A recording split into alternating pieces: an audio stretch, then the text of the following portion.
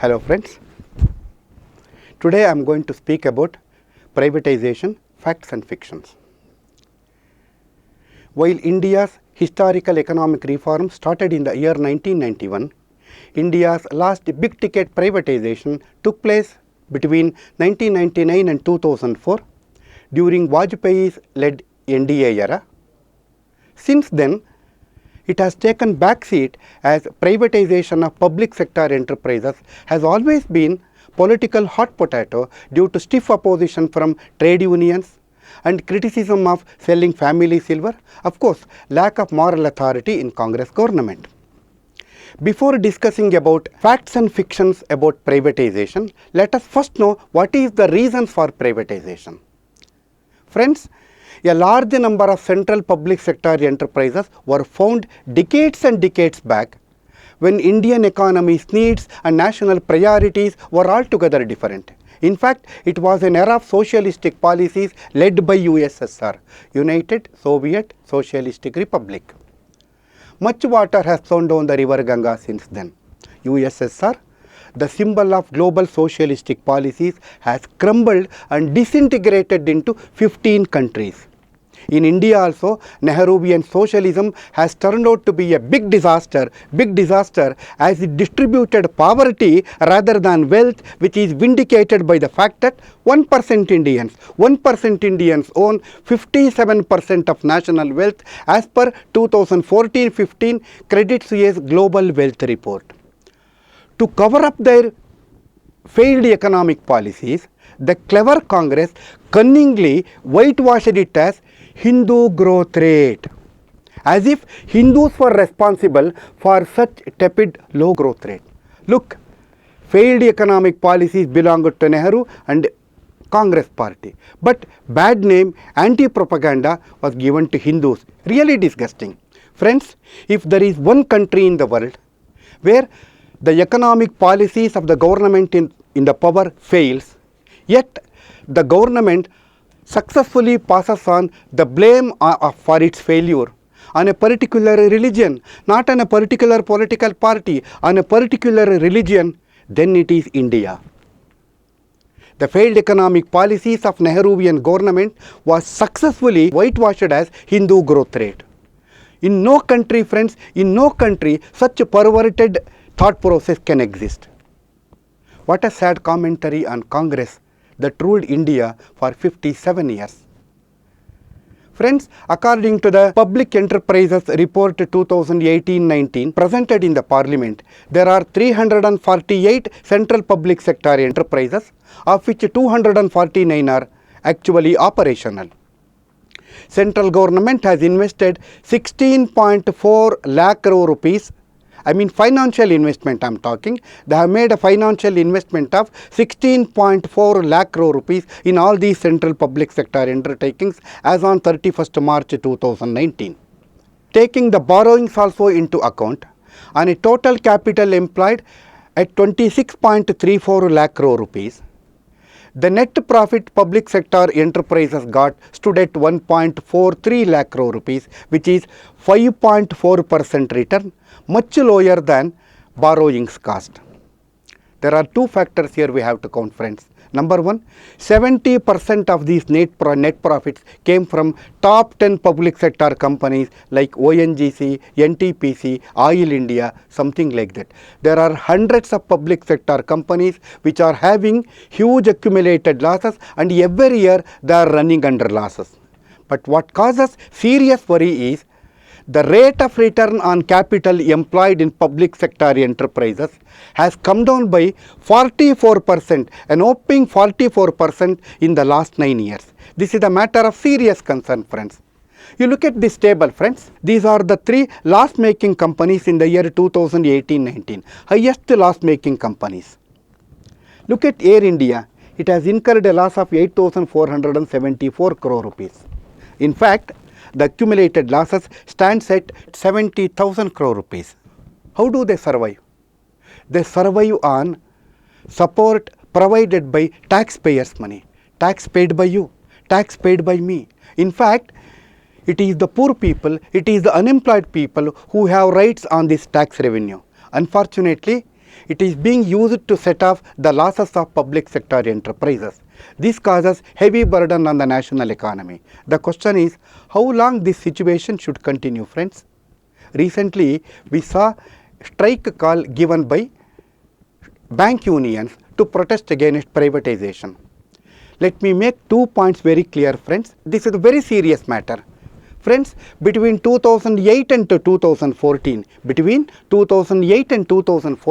during these 6 years, under UPA era, public sector bank gave a loan of 34 lakh crore rupees to the corporate, of which 70% went to the crony capitalist.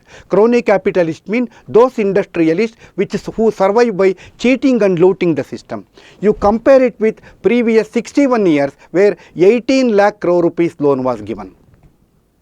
Actually, large number of corporates are really good. I am speaking only about the crony capitalist.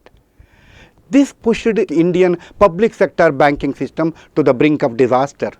Modi government had no other alternative other than pumping in 4 lakh crore rupees towards recapitalization of banking system. This is much higher than 3.5 crore rupees that we needed for Pradhan Mantri Jal Jeevan Mission, which aims to provide potable piped water to all the households in India, because even after 73 years of independence, 50% of Indian households don't have piped water facilities.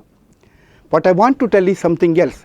In fact, we needed strike at that time between 2008 and 2014 to break the nexus between crony capitalists, corrupt bankers and unscrupulous politicians. Today, when Modi government is implementing structural reforms, when it is trying to protect the banking system, when it is trying to protect the deposits of the depositors, when it is trying to stop the misuse of taxpayers' money, here comes the bank unions with a series of strike calls. Is it justifiable, friends? What is the duty of the government? Their duty is to focus on public welfare. But India is a capital-starved country. This is one side of the coin. The other side is lakhs and lakhs crore rupees that belongs to the government of India is locked up in non-strategic public sector enterprises. Lakhs and lakhs of crore rupees. Government want to privatize all these non-strategic public sector enterprises, release these lakhs and lakhs crores of rupees and redeploy it in areas which are much higher in social priorities such as public health, family welfare, primary education, modern infrastructure, something like this.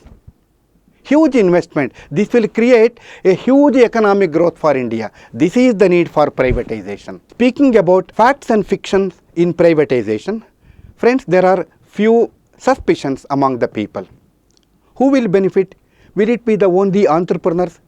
In what way common man will be benefited? In what way government of India is benefited?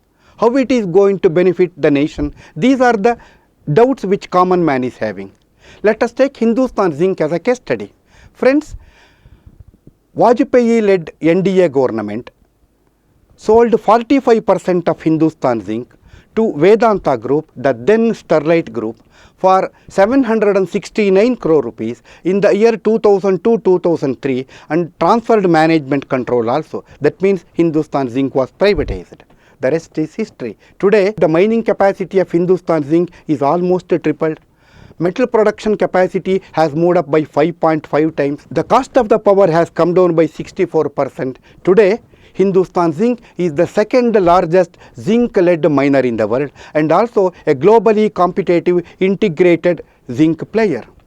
You look at this table, friends. Here there are two columns. The first column shows the economic performance of Hindustan Zinc prior to privatization, and the second one, economic performance of Hindustan Zinc after privatization. Look at the sales. It has moved up by 10 times. Look at the profit after tax, 118 times. What we have to look at is tax. That is what the government gets, The tax paid to the government has shot up from 30 crores to 2,500 crores, 80 times.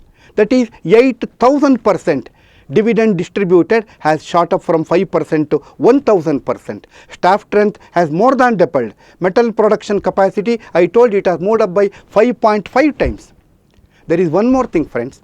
In the year 2018-19, Hindustan Zinc contributed 11,563 crore rupees as royalty, as dividend, as tax to the government of India. Remember, 45% controlling stake of Hindustan Zinc was sold at 769 crore rupees. Today, 15 times of that money, it is not 15%, 15 times of that money government is getting every year. This is not 1 year, government is going to get this type of money every year. Is this not a dream come true situation, friends? This is not a fiction. In fact, this is a fact. Somebody may say it is a flash in pan. In that case, take the case of Maruti Suzuki, which was a joint venture between Government of India and Suzuki Motor Corporation of Japan. Government of India sold its 49.74% stake to Suzuki Motor Corporation at 5,928 crore rupees. Compare the performance of Maruti Suzuki prior to privatization and after privatization. Sales has moved up by 9 times. Before privatization, 90 crore rupees was the tax paid. In the year 2018-19, they have paid 2,965 crore, 33 times. Dividend given was 1,600%. Tax on dividend stands around 4,968 crores. In fact, the company government stake was sold at 5,098 crores. Not the tax on profit, tax on dividend alone comes very close to that figure, friends. In the year 2002-2003, 3.6 lakhs units were sold. But in the year 2018-19, 18.6 lakhs vehicles were sold. If you take an average of 80,000 or 1 lakh rupees GST per vehicle, every year, friends, every year, Government of India is getting not less than 18,000 crore rupees as GST. Not only that, hundreds of ancillary units, thousands and thousands of showrooms and service centers spread across India, even at the taluk level, has created lakhs and lakhs of jobs, friends. Has it not helped common man? Has it not helped Government of India through taxes? Of course, the entrepreneurs have benefited, but nation also benefited. Let me tell you one thing. Can we expect these type of achievements, these type of animal spirits in public sector enterprises? Very difficult, because there everybody's business is nobody's business.